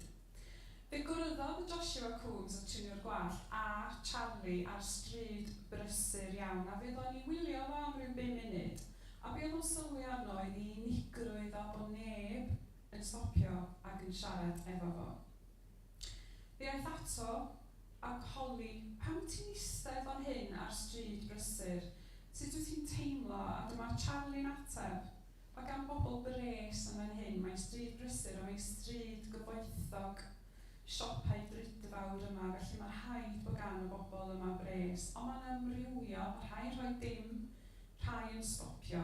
Ond be dwi'n gofio, a be dwi'n ystyried, meddwl Charlie wrth Joshua, mae nid arian ydi popeth. Pan fod rhywun yn stopio i siarad gyda mi, dwi'n cofio hynny a mae o'n gwneud gwahaniaeth. Fe holodd Joshua Coombs fwy wedyn ar Charlie ac yn dysgu bod bywyd wedi bod yn anodd i Charlie ar hyd ei flynyddoedd a'i fam yn ddibynnol ar gyffuriau ers pan oedd o'n blentyn ifanc iawn. Fe welodd wrth sgwrsio Joshua Coombs rhywbeth yn Charlie. Fe welodd o addewid ac egni ynddo fo. Fe welodd o y disgleirdeb yn ei lygaid o. A fe welodd o hefyd y disgleirdeb ei allu a'i frwdfrydedd. Oherwydd, yn y sgwrs, fe dwedodd Charlie ei fod o'n deheu a fod yn gogydd, mae dyna ei freuddwyd o. A fod o wedi ymgeisio i wneud cysylltiadau, i gael swydd, ond dim lwc. Dyma Joshua Coombs wedyn yn mynd ati i greu pecyn i Charlie. Ac yn y pecyn dyma fo roi rasel, hufen siafio, hynnydd cawod, pastanedd a brwsh, rhywbeth i roed oglau da dan ei gyseiliau fe o deodorant, a mi dorodd o'i wallt o. Fe roddodd o wedyn Charlie mewn cysylltiad gyda chydnabod iddo fe allai drefnu cyfweliad iddo fe. Ac fe aeth Charlie i'r cyfweliad yn teimlo yn hyderus am y tro cyntaf erioed. A dwi'n gobeithio bod chi'n gweld yn y delwedd ar y sgrin y gwahaniaeth o bron iawn fel bod yna ddau berson gwahanol ar y sgrin o'ch blaen chi. Nid dim ond yn ei olwg a'i ymarweddiad, ond yn ei wen o, a'i lygaid o, fe fel person newydd wedi ei adnewyddu a'r disgleirdeb yn pelydru ohono fo. Mae'n stori brydferth yn dydi, a mae yna brydferthwch, da ni'n cael ein hatgoffa bod yna brydferthwch mewn rhoi. Da ni'n mynd i wylio rwan fideos byr iawn o dair geneth yn ei hegeiniau. Maen nhw'n rhannu tŷ yng Nghaerdydd. Mae un yn digwydd bod yn nyth i mi, a fyddwch chi yn adnabod un o'r lleill, ond mi na i cyflwyno nhw fel y maen nhw'n dechrau. Y gyntaf, fyddwch chi'n ei chofio hi, oedd hi'n darllen neithiwr Nel, merch Gareth Richards, a da ni'n falch iawn bod Nel wedi paratoi. A be maen nhw am wneud ydy sôn am un peth maen nhw'n ddefnyddio bob dydd ac un peth arall sy'n chdi bach mwy moethus iddyn nhw. Dyma Nel, un o'r ferched dwi'n byw efo yn Gaerdydd. Helo Nel. Helo Nel. Felly, beth sy'n ti'n dweud un o'r pethau ti'n defnyddio bob dydd, rhywbeth anferol, a beth sy'n rhywbeth sy'n fwy moethus, fwy special sy'n gen ti? Rhywbeth fi'n defnyddio pob dydd, neu bron pob dydd yw sefon i orchu'r corff yn y cawod. Rhywbeth sy'n cael fi'n lan o ddydd i'r bydd. A wedyn rhywbeth sy'n fwy moethus yw hufen ar gyfer y gwefus. Rhywbeth bydde fi ddim yn prynu mor aml a sefon i'r corff. Mae Nel yn gweithio ar hyn o bryd. Mae wedi bod yn Llundain, ond mae'n nôl yng Nghaerdydd, a da hynny. Mae'n gweithio i gwmni Cadno Communications, a fe wyddwch chi hefyd i bod hi'n ddiddori ac yn gwneud lot o waith da gyda yr amgylchedd. Y nesaf yw Rachel, a mae Rachel hefyd yn hannu o Abertawe. Mae'r dair ohonyn nhw'n ffrindiau ers pan maen nhw'n yr ysgol yma. Mae Rachel wedi cymhwyso ac yn gweithio fel meddyg yn ei hegeiniau cynnar hefyd. Felly dyma Rachel, a mae Rachel yn siarad am un peth dydd mae hi'n defnyddio, un peth moethus. Helo, dyma rhywbeth dydd i ddydd rydyn ni'n defnyddio, sef sebon i gorff yn dwylo, a wedyn rhywbeth mwy moethus rydyn ni'n defnyddio yw fel colyr, fel eyeshadow. Yr ola di Heledd fy nis. Mae Heledd yn dod o Dreforys yn wreiddiol, a mae hi'n gweithio fel swyddog lles consela yn Ysgol Plas Mawr ac Ysgol Bro Edern, ac yn dod ar draws nifer o blant ac yn gweithio gyda nhw i'w cefnogi nhw i ddychwelyd i'r ysgol. Felly dyma Heledd. Felly Heledd, beth yw dy eitemau moethus a dyddiol di? Felly pastanedd yn rhywbeth sy'n ni'n defnyddio bob dydd a bendant methu byw heb. A mae'n gwneud bersar yn yw'n bersar neis. Rwy'n cael nadolig, rhywbeth. Wydryd sy'n ni ddim yn iwsio o ddydd i ddydd, falle neu'n prynu o ddydd i ddydd. Ond yn rhywbeth dwi'n hoffi a mae'n neud ddim yn hyderus. Wel, mae Helen ydy'n hoffi o deud na'i modri beth sy'n prynu'r person.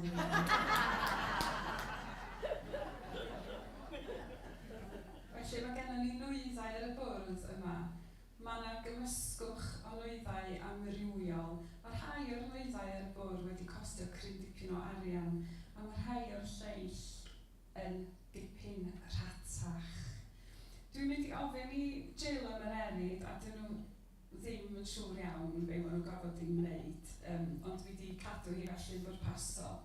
Dwi eisiau chi ddychmygu os newch chi, os daw un i fyny gynta, a mae'r person cynta a ychydig o bunnoedd ar ôl beth wedwn, dwi'n eisiau cofio, decpunt dwi'n meddwl, o'n i wedi feddwl dweud wrthoch chi, decpunt y mis ar ôl yn eich poced chi, ar ôl prynu bwyd a popeth arall chi angen am y mis. Be fyddech chi'n ddewis oddi ar y bwrdd yma? Ti am ddod fyny gynta, Jill?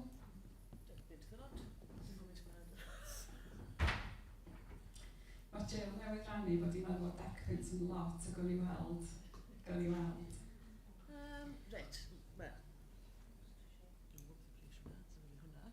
Felly mae Jill newydd ddewis hylif cawod. Dwi eisiau hastanedd. Mae eisiau brwsh yna i. Brwsh am dannedd. Yn ddiddorol, mae Jill wedi mynd am yr pastanedd rhad, a di ddim wedi mynd am yr Max White, sy'n llawer drytach. Decpunt da fi.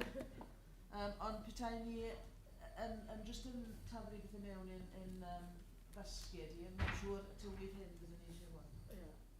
Felly, erbyn hyn, Jill, wyt ti fyny i, mae'r ylif cawod yn 95 ceiniog.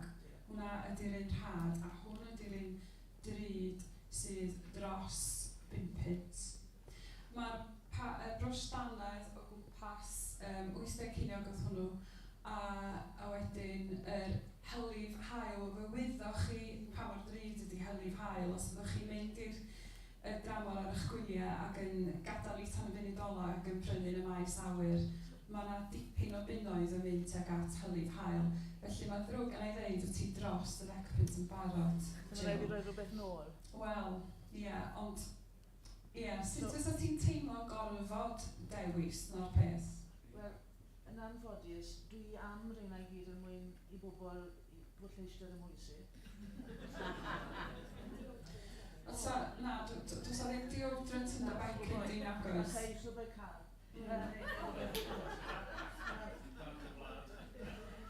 A be fydde ti'n neud efo dy wall? Fydde ti yn defnyddio'r hylif cawod ar dy wall hefyd? Ond yna i roi hwn nôl, mae hwnna'n golygu bod yn iechyd i wedyn ni dioddau oherwydd bod fi'n rhoi hwnna nôl. Ie, diolch Jill. Mae iechyd rhywun yn gallu dioddau oherwydd bod chi yn llosgi yn yr hael a effeithiau mwy pellgyrhaeddol na hynny hefyd. Mae'r erid, wyt ti'n bodlon ymgeisio gyda y deirpunt sydd gen ti ar ôl ar ddiwedd y mis? Dwi wedi cael heads up bod hwn... 95 ceiniog ti'n gwybod o barod, ie. Ond dwi eisiau deodorant. Hylif hael i'r gwyneb ydi hwnna. Ac yn ti'n ddewis yn hynny? Oes, neu. Mi alle Merid fod wedi dewis hwn sydd yn deirpunt, ond mae hi wedi dewis yr un oedd yn 80 ceiniog yn y siop. Felly, wyt ti un peth arall swn i'n dweud falle, ie? Wel, ie, amser i mi. Felly, wyt ti'n, yn dewis rhywbeth sydd siwr o fod yn eitha angenrheidiol i lot o ferched. Diolch i ti. Dwi'n meddwl y pwynt da ni yn drio i wneud ydy nad ydy hi'n hawdd dewis. A'r peth arall yw, be mae rhywun yn wneud os nag oes na ddim arian ar ôl, os nag oes na decpunt neu teirpunt ar ôl o gwbl, be mae rhywun yn wneud wedyn. A dyw ddim yn fater yna anffodus o ddewis y pethau rhatach, ond mae o yn fater o methu fforddio dim yw dim. Felly, da ni'n sylweddoli bod ni mor ffodus i gymharu a gymaint o bobl eraill sy'n mewn angen ac sy'n byw gyda thlodi hylendid. Mae genna i ychydig o... dwi am i chi glywed rhyw 2 neu 4 stori fechan a wedyn fyddai yn rhannu'n dirwyn i ben wedyn. A dwi yn mynd i ofyn i Elin yr ysgol Chymraeg ddod i fyny A dwi am holi di, oherwydd da ni, Elin yr Finna, wedi cael sgwrs go ddiddorol am fynlliw, a sut mae fynlliw efallai'n gallu gwneud gwahaniaeth, a dyma, wel, dyna ddiddorol. Na, Melin yr Elin. Gen i fi'n sgert hefyd, gyda llaw. Oes. Dwi'n pasio'r meicroffon i ti rwan, Elin, a ti'n mynd i rhannu'r stori nes ti rannu efo fi os gwelwch yn dda am fynlliw. Mae yna awdur sy'n sgwennu'n Saesneg o'r enw Linda Grant. Dwi yn argymell i chyfrolau hi. Mae hi'n nofelydd. Mae hi'n ysgrifennu nofelau ardderchog. Ond mae wedi ysgrifennu llyfr ffeithiol ynglyn â gwisg sydd yn cynnwys colir. Enw'r gyfrol yw The Thoughtful Dresser. A phan brynes i'r gyfrol, o'n i'n meddwl bod fi'n mynd i fod yn darllen pethau ynglyn â frivolity, ynglyn â pethau di-anghenraid. Ond o ddarllen y gyfrol hon, beth o'n i'n darganfod oedd bod yr holl bethau yma yn angenrheidiol ar ein cyfer ni, i ni deimlo fel bod e dynol. Ac oedd yna un stori oedd yn sefyll mas i fi. I ddewis yw Linda Grant. Ac oedd hi'n adrodd stori ynglyn â rhywbeth ddigwyddodd yn ystod yr ail ryfel byd. Mewn gwersyll gwaith, merched a dynion yn cael ei dad-ddyneiddio. Doedden nhw ddim yn bobl, ddim yn fodau dynol. A beth sy'n digwydd yw, mae'r corff, mae'n effeithio ar yr ymennydd, ond mae'n effeithio ar y corff hefyd. Ac o dipyn i beth, fe ddad-ddyneiddiwyd y menywod, nes bod y corff a y pethau naturiol sydd yn digwydd mewn cylch misol i fenywod, y mislif, yn dirwyn i ben. Wrth gwrs oedd yna ddiffyg bwyd ac yn y blaen, a chamdrin creulon. Ond y merched yma yn peidio o bod yn ddynol.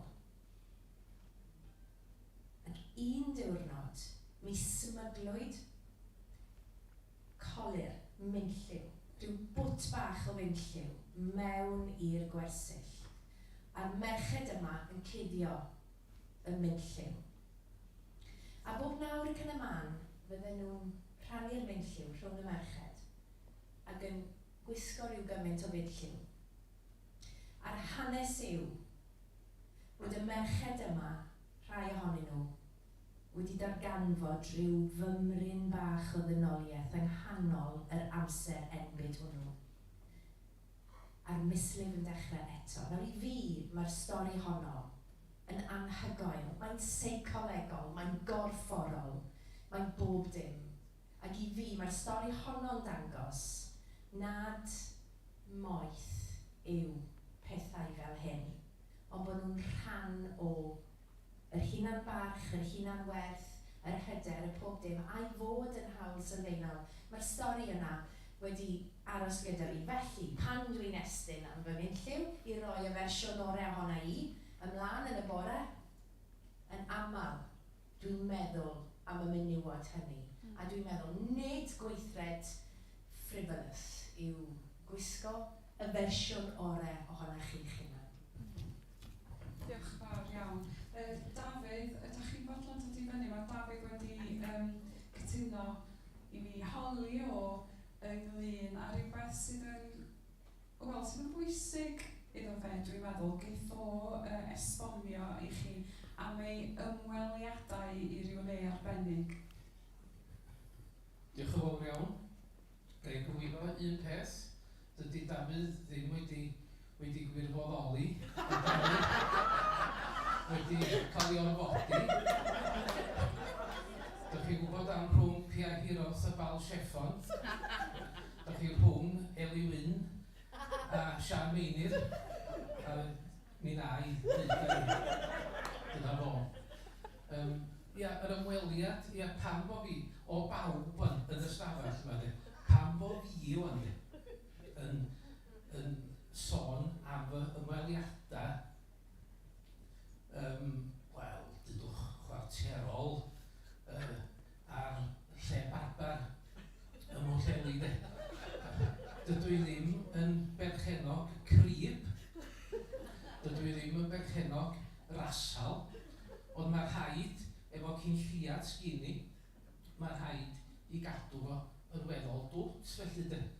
A wedyn fyddai mynd i weld y barbar ym Mwllheli, a mae'n brofiad i bobl sydd yno ar yr un pryd o fi. Maen nhw'n cael gweld dyn moel yn cael torri wallt. Mae'n brofiad, diolch yn digwydd mewn llawer lle na chdi, ond mae pobl yn gweld efo fi. A mae un peth, mae gen i barach i'r barbar. Dach chi, swn i farbar mae'n debyg, a gweld fy hun yn dod trwy'r drws, byddai'n chwinkiad efo hwn, steddo yn y gadar yno. A mynd, ond mae'r barbar yn cymryd pob gofal, roed y gyfnas dros da chi, ac sy'n haer o'n eich gwlwch chi. A wedyn ar ôl gwneud dipyn o waith, mae o'n sbio dros da chi, ac yn gofalu bob blewyn. Wel, i esbonio yma, diolch yn defnyddio siswm, diolch yn defnyddio crib, mond y peth siafio yna de. A wedyn, mae yna fesura yn hwnnw. Dim ond dal mynd, mae yna fesura yn hwnnw. Da chi'n dechrau efo number nothing ar hwnnw. A wedyn, number nothing ar y top. Wel, nothing sydd ar y top. Yn gyffredinol, wedyn dos am byd ar y top, mod rhyw far flewiach yn tyfu, a wedyn 0.5 yn fama. Felly, a wedyn dyna'r drefn ers rhai blynyddoedd, number nothing a 0.5. A wedyn, byddai'n yn torri y locsyn, mond pa bydd angen. A wedyn pan oedd hi'n gyfnod Covid o gyn i locsyn, bysa'n llenwi berfa, jyst o'n i'n cofio rhywbeth o ma gyn locsyn nobl. A byddai'n adael o dyfu, dydwch yn y gia, a falle, mae'n cadw cnesrwydd ydy. A wedyn, o bob tro, byddai'n neud nothing a 0.5. A wedyn, i'n cadw i yn fy lle, yn debyg, bob tro byddai yn mynd adra, a dyn i Sian, gymryd weithiau, oria i sylwi mod i di bod. A wedyn, mi sbys arna i, o bach, ti fatha Belisha Beacon. Mae hynny'n cadw dyn yn ei le, yn cadw dyn rhag balchdar. Ond yn unig beth dwi ddeud, efo cynlli, a mae'r sesiwn yma wir, ydy bod yn agoriad llygad. Da chi'n meddwl am ryw golur ar ryw bethau felly. Chi rhyw merched eisiau dolio, dyna di'r argraff. Ond mae'n neud i bobl deimlo well. Oedd Elinor yn sôn am y nunlliw, doedd. Rhaid o'ch chi'n cofio Ifanwy Williams, Porthmadog, o ti'n cofio i? Does Megan, o beth gynta, o Ifanwy Williams y ddynas, urddasol y ddynas, hardd chi. A y peth cynta oedd i wneud bob bora oedd gwneud i Gwener i fyny. Ac oedd hi'n teimlo yn iawn, oedd hi'n barod am y diwrnod, yn barod am unrhyw beth. Ond beth dwi eisiau dweud, efo cynlliad sgin i, mae'n teimlo gymaint hynny yn well ar ôl bod. Hyd os a chwith sgin i, tyswn ni'n medru mynd, mae'r rhaid mynd. A da chi'n teimlo, mae'n reit, mae'r barbar yn barchus o honna chi. Da chi'n cael yr un parch a phawb arall. A fod dwi wedi berwi digon ond.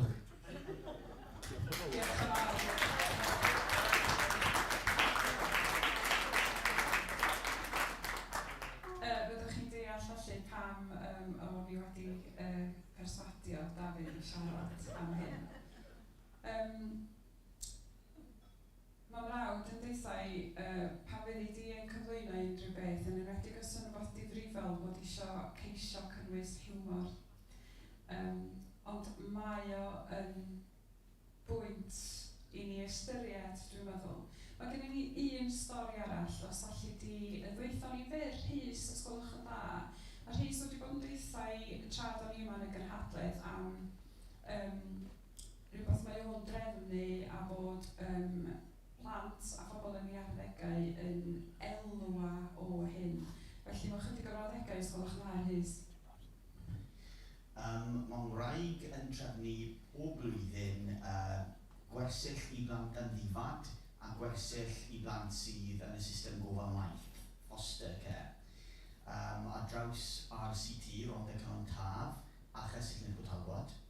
Ac fel eglwys yn Crinant, ynghyd â eglwysi Cynon, i ni'n codi 30,000 y flwyddyn i adael i blant yn ddifad i fynd i'r gwersyll Llandyn. Achos mae'r plant ma'n cael bywyd ofnadw, rai ohonyn nhw. A so nhw'n deall bod pobl yn ei caru nhw, bod Duw yn ei caru nhw. Felly i ddod at Gran Deg, mae Gran Deg yn bwysig achos i ni'n gweld pob blwyddyn plant, yn enwedig bechgyn yn dod i'r gwersyll, plant felly sydd yn y system gofal maith, rai sy'n cael bywydau lletwydd ofnadw gytre, dim cariad o gwbl.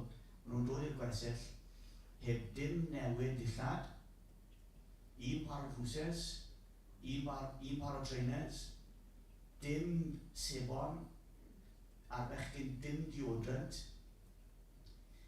a un peth sy'n aros yn y cof, jyst bod ni'n deall yr anen yn y byd. A bob blwyddyn mae yna ferch yn dod gyda'i brawd hi, a hi yn 8 oed sy'n paratoi'r ces i'r brawd. Hi sy'n gorfod mynd o gwmpas y tŷ yn chwilio am y sebon, yn chwilio am y deodorant. A weithio mae plant yn dod i'r gwersyll llawn ces dillad gwlyb. Achos y plant sydd wedi golli'r dillad a sneb wedi helpu nhw. Felly mae'n angen ymysg plant hefyd ac mae'n ddyletswydd arno ni i edrych ar ôl plant am ddifad achos mae Iesu Grist yn gweithio ni. Wedi eisiau ni edrych ar ei ôl nhw. Felly diolch i'r merched am drefnu hon. Diolch yn fawr. Dwi'n dod at y diwedd yn rhannu a bydd Mererid achos yn dod rwan ag yn esbonio sut fedrwn ni fel eglwysi, be fedrwn ni wneud, sut fedrwn ni fod yn gymorth i eraill yn y mater hwn.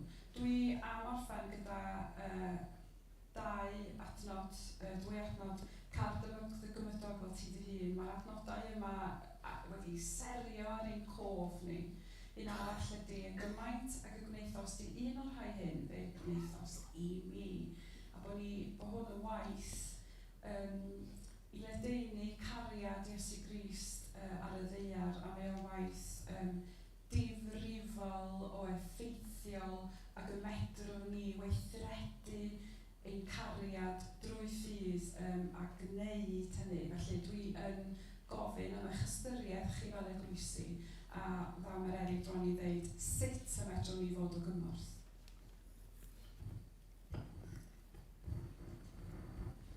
Diolch, Sian.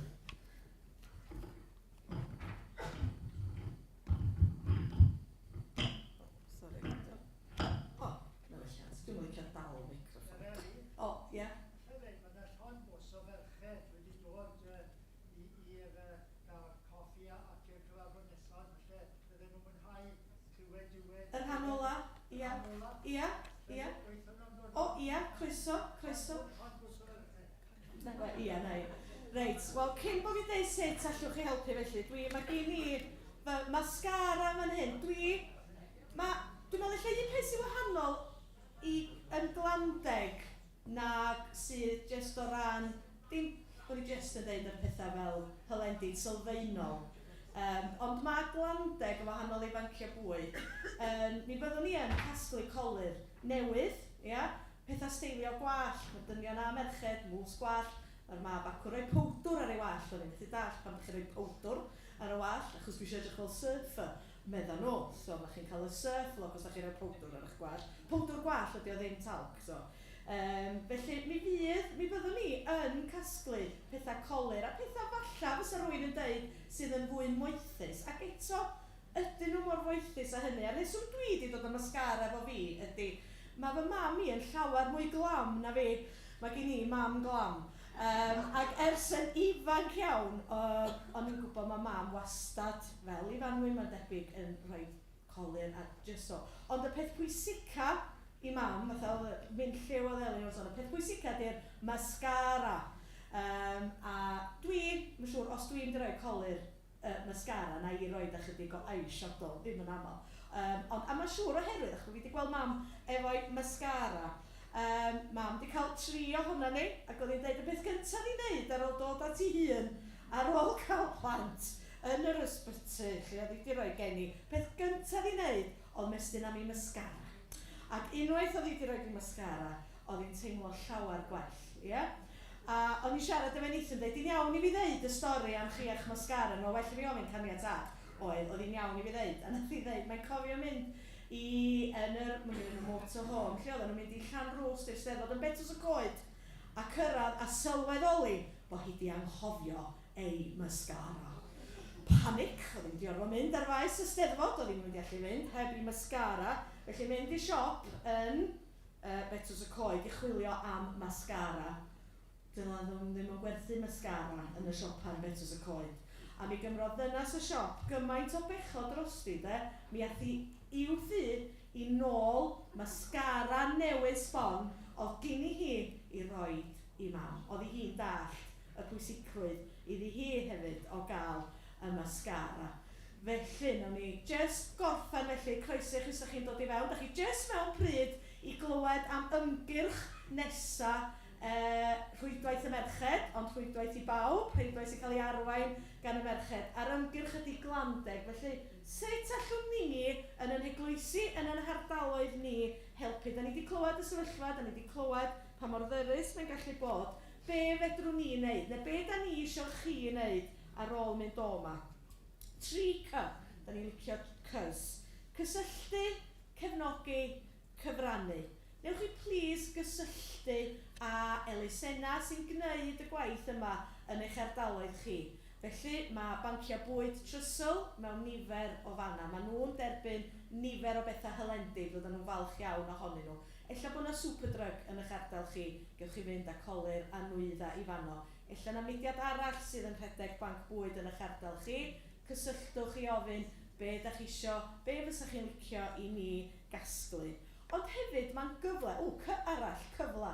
Mae'n gyfle i chi weld elusennau sydd yn gweithio yn eich ardal chi. Yng Gwener, yng Nghanarfon, mae gennym ni elusen arbennig o'r enw Gista sy'n gweithio efo pobl ifanc rhwng 16 a 25 sydd yn ddigartra nifer yn rieni ifanc. A ella, yn eich ardaloedd chi hefyd, mi fydd elusennau sy'n gweithio yn y maes trais domestig, fydd yna lochesu yn eich ardaloedd chi. Newch chi gysylltu hefo nhw os gwelwch yn dda a deud, da ni yn yn capel ni, yn ysgol Sul, yn y cyfundeb, da ni'n mynd i gasglu nwydda, da ni'n mynd i gasglu nwydda hylendid, ond da ni hefyd yn mynd i gasglu y nwydda sy'n chydig bach fwy moethus fel colir, pethau i drin gwallt hefyd. Ac wedyn, ar ôl y cysylltu yna, da ni mewn ffordd yn dangos bod ni'n cefnogi y gwaith sy'n mynd ymlaen yn y cymunedau. Felly, dio ddim yn un seis eto. Yn amlwg, mae trysl, mae banciau bwyd a beauty banks yna, ond mi fydd yna elusennau mudiadau eraill yn eich ardaloedd chi. Mae yna rhai elusennau bychan iawn yn gweithio'n ddiwydd iawn. Felly, ewch i chwilio amdanyn o gofyn, fysa chi'n licio help? Fysa ni'n gallu casglu pethau i chi. Ac wedyn, da ni'n mynd i fod yn cyfrannu dydan. Felly, bocs yng nghefn y capel, bocs yn y festri, mae'n ymgyrch o da ni'n meddwl, mae'n rhar rwan, ond fel gwlson ni, mae'n 6 mis tandolig. Felly, mae'n ymgyrch nadolig dda iawn, da ni'n meddwl. Mae yna ysgolion Sul a clybau ieuenctid gen llawer o negwysi. Ni dal i fod, oes, mae nhw yna yn fychan iawn, ond mae yna dal pobl ifanc yn ymwneud ac yn rhan, yn perthyn i'n negwysi ni. A mae'n rhywbeth iddyn nhw falle hefyd berchnogi i annog, i ffrindiau, ella jyst i gyfrannu rhyw blusher bach neu beth bynnag, neu shower gel. A casglu hynny a wneud o allan a pêl nadolig yn lleol i gasglu a wedyn mynd i ymweld. A sôn bod ni'n gwneud hyn yn enw yr eglwys leol, ond felly wrth gwrs da ni'n neud o'n enw Iesu Grist ydan, oherwydd bod ni eisiau i bawb brofi bywyd yn ei gyflawnder. Dyna ydy hyn i gyd. A fel da ni'n gweld hefyd, mae yna fodd cyfrannu yn fan hyn. Diolch i'r Hadrin atgoffa fi ar hwnna i fyny. Os da chi isio cynullu'n yr QR code, mae'r rhain wedi paratoi gyn Beauty Banks a mewn ffordd mae o'n mynd i ariannu y gwaith yna. Mae yna hefyd fudiad ar enw Hygiene Banks, ewch ar y we, mae yna gymaint o ffyrdd allwn ni helpu. A dio ddim yn mynd i fod yn un peth i bawb, dyna sydd yn wych am yn Dyfran i Bynwyr Cymraeg. Byddwch chi weld beth sy'n gweithio a gweld beth di'r angen yn eich ardal chi, ond wrth gwrs, da ni gyd gobeithio yn mynd i gyfrannu. Felly, diolch yn fawr i chi am eich gwrandawiad. A nawn ni orffen efo... Neu jyst orffen efo gweddi. Lla i jyst ychwanegu, os oes unrhyw gyfundeb y bydde fo yn werth chweil i ni i ddod ato chi i siarad am hyn, neu eich bod chi'n dymuno cysylltu gyda ni i drefnu cyfarfod Zoom alla i hyrwyddo y mater hwn. Cysylltwch os gwelwch yn dda. Mae'r erid ydi cadeirydd yr Rhwydwaith Merched a dwi'n ein is-cadeirydd, felly cysylltwch gydag unrhyw un ohono ni a dwi'n gobeithio byddwn ni yn gallu bwrw ymlaen mae canan yn da a bwrw ymlaen gyda yr ymgyrch glandeg, gyda diolch i chi am eich ystyried a'ch cefnogaeth. Diolch yn fawr.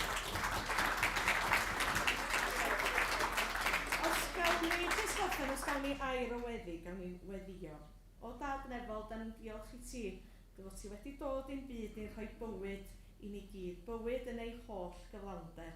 Da ni'n diolch i ti yn bod pob un ohono ni yn werthfawr i ti. Pob un ohono ni wedi'n creu ar dy lun a dy ddelw di. A da ni'n diolch am gyfle heddiw i fod yn rhan o'ch eglwys di. Ond da ni'n tristau arglwydd a da ni'n ymwybodol fod na gymaint yn ein cymunedau ni sy'n byw mewn sefyllfaoedd tywyll o ganlyniad i dlodi. A tlodi yn digwydd oherwydd canlyniadau gwleidyddol a chymdeithasol.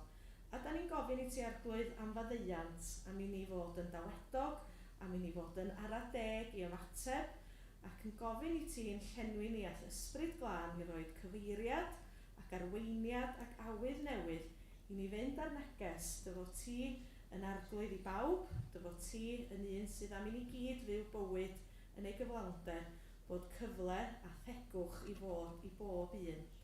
Da ni'n gofyn i ti fedithio'r ymgyrch yma, gofyn ac yn diolch i ti am yr holl weithgaredd yn ein cyfundeba ni, ac yn gofyn i ti i'n harwain ni wrth i ni obeithio wneud chydig bach o wahaniaeth i elusennau a mudiadau sy'n gweithio mewn sefyllfaoedd heriol iawn yn ein cymunedau yn y cyfnod yma.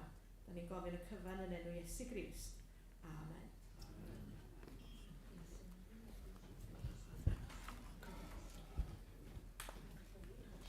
Diolch yn fawr, a cyn bod ni'n dechrau croeso pobl Union Street, neis i weld chi.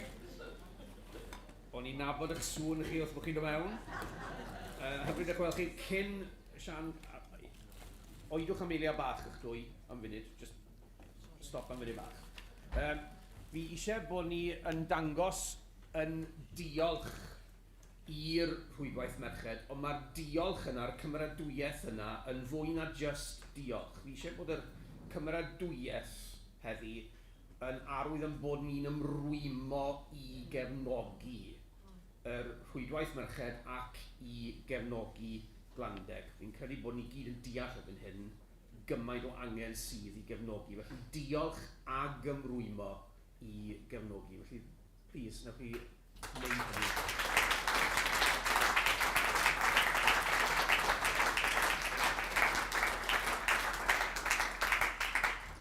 Diolch yn dalpe, diolch yn fawr. Ar eich byrddau mae gwybodaeth am cyngerdd bwysig arbennig o dda a cyfle i ni gefnogi arian i Fadagascar. Mae yna un peth denman bach ar ôl Pencador. Mewn ein byd er gwell, I nos fe gefais breuddwyd hardd, breuddwydais gyda blas, breuddwydais fod pob gwlad o'r byd am wrthod rhyfel cas. Breuddwydais weld ystafell fawr yn llawn arwynwyr byd. Bydd papur yw'n nofnodi'n dweud, y byfair gyda'n fyd. A phan lofnodwy dydd, daeth hef, I fyd pob rawd y ffair. Fe gydiodd pob bydd law yn llawn, ac anfon gweddi dair. Ac yn ystydoedd dansiau pawb, I fyny ac I lawr. Roedd gynnau mawr ac arfau cas yn bentwr ar y llawr. I nos fe gefais breuddwyd hardd, breuddwydais gyda blas. Breuddwydais fod o gwlad drwy'r byd, am wrthod rhyfel cas. Allwn I gyd breuddwydio, ond beth oedd realiti bywyd? Teimlwn fod cymaint o atgasedd yn y byd. Dwi'n o Iesu, gorchymyn arall o rhywfodd I chwi, sydd I chi garu eich gilydd fel yn carais I chwi.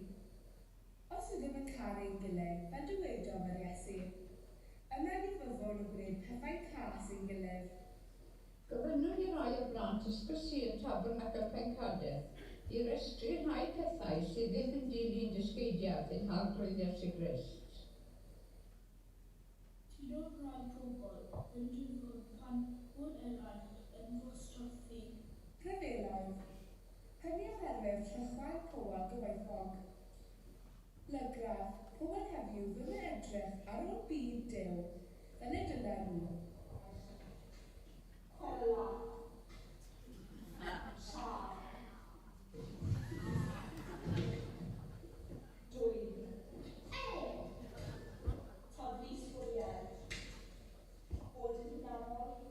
Yn ha ffordd gallwn ni helpu stopio pethau yma. Yn gyntaf, rhaid I ni weddio ar ddew am help. Fedrwn ni ddim gwneud heb eu help ef. Dyma rai o pethau gallwn wneud I helpu. 1. Codi arian teg at elusennau. 2.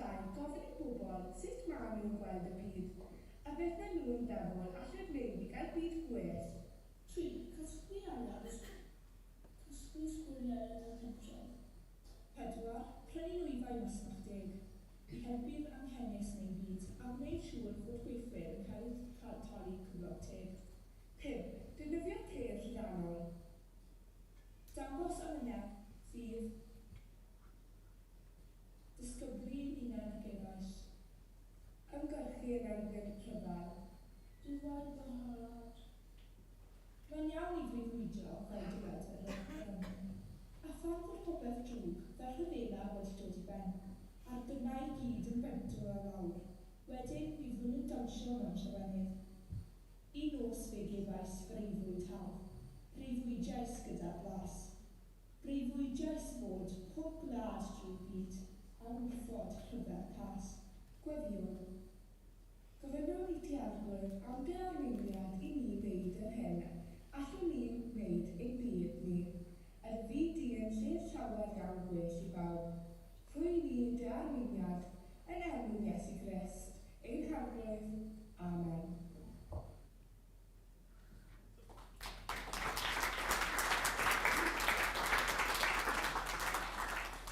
Ardderchog Pencader fel bob un sydd wedi cyflwyniad ar ein cyfer ni yn ystod yr ddoeddydd diwetha yma. Ffyddloniad y ffrydio byw, dewch chi nôl atom erbyn 12 os gwelwch yn dda. Bydd oedfa'r llywydd yn